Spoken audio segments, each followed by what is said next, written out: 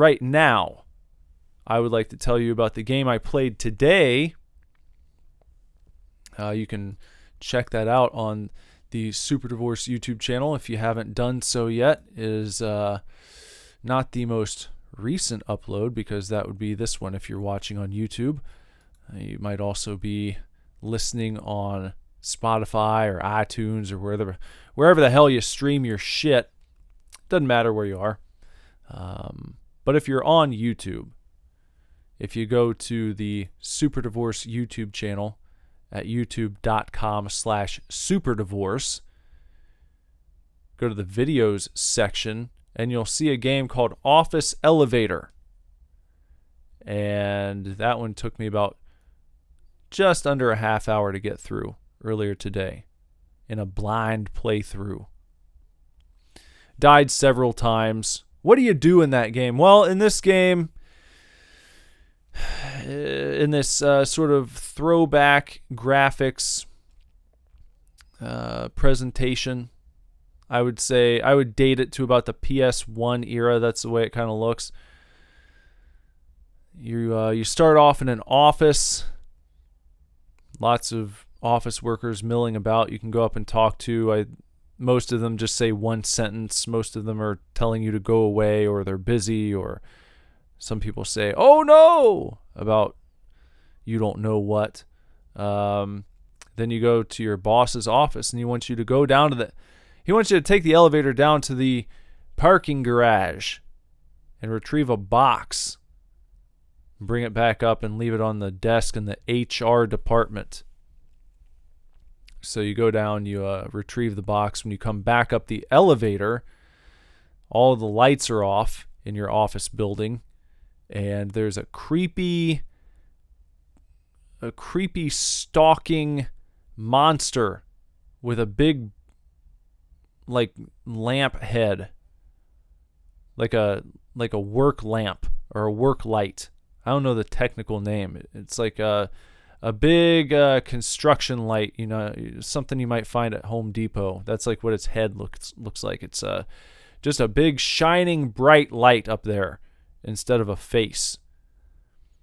Kind of like when old Greg pulls his skirt up.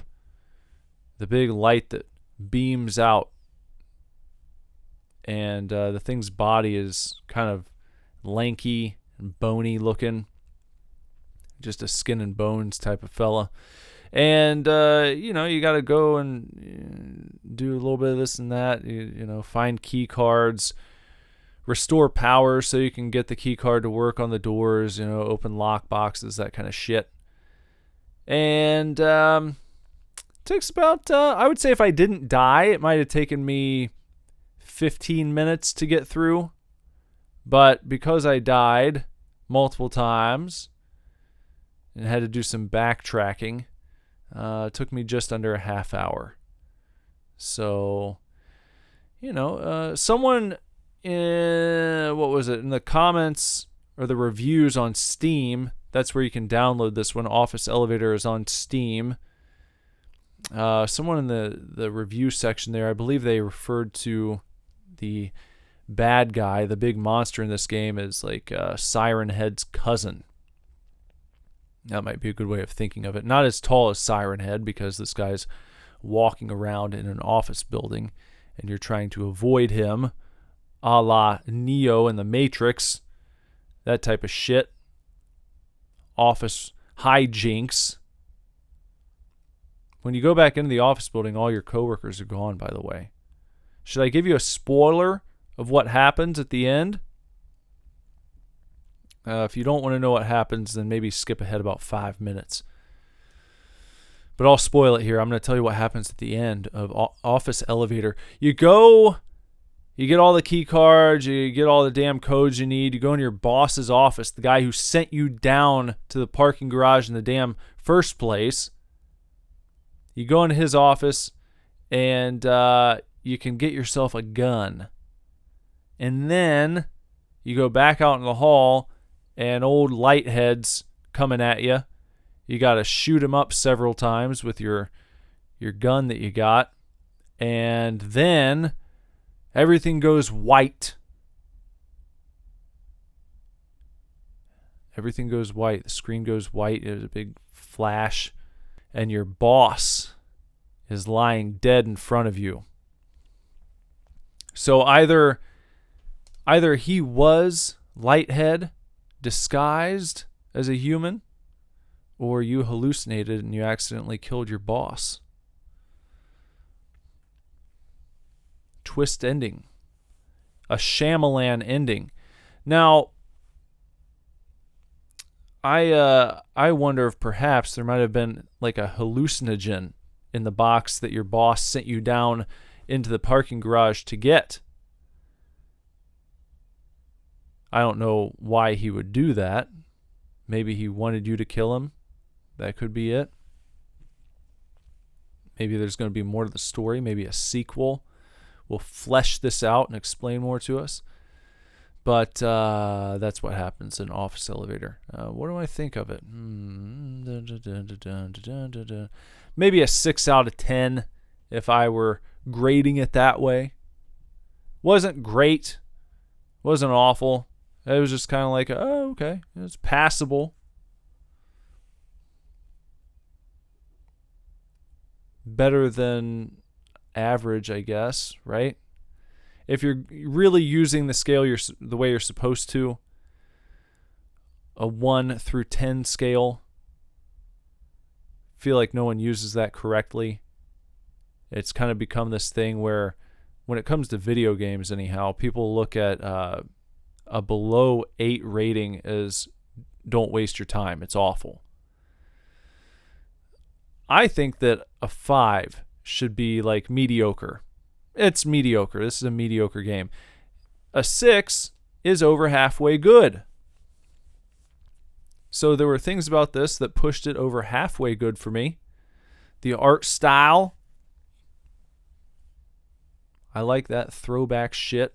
Kind of a sucker for it.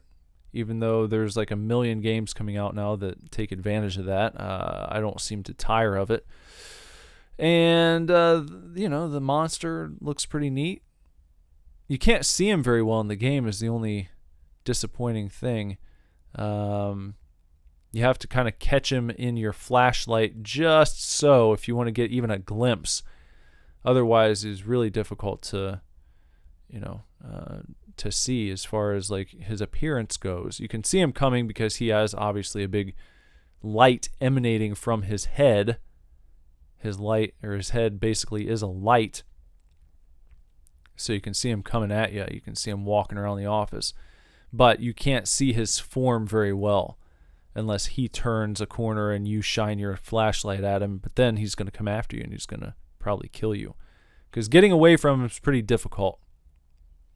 You have a limited amount of time that you can use your sprint button. And once you've used that up, you're basically screwed. He's a quick runner, and he will track you down, and it doesn't seem very easy to shake him. So, buyer beware on that front. If you don't like that type of thing, then you're not going to like this game. You got to play it stealth for the most part. So what was I going to say? I was going to say something else about this damn thing, about this office elevator. I don't know. Oh yeah, I was talking about the score, right? I gave it a 6 out of 10. So above mediocre. Worth a playthrough. It's worth a playthrough. Especially for the price. It was very cheap. Maybe like $4, something like that. It's cliche, but people say it's a cup of coffee. Not my cup of coffee. I just get like a black coffee when I go to purchase coffee for myself. I don't do the fancy shit. I don't get the lattes and the cafe au laits and the fucking ones that are all sugary. I don't do that.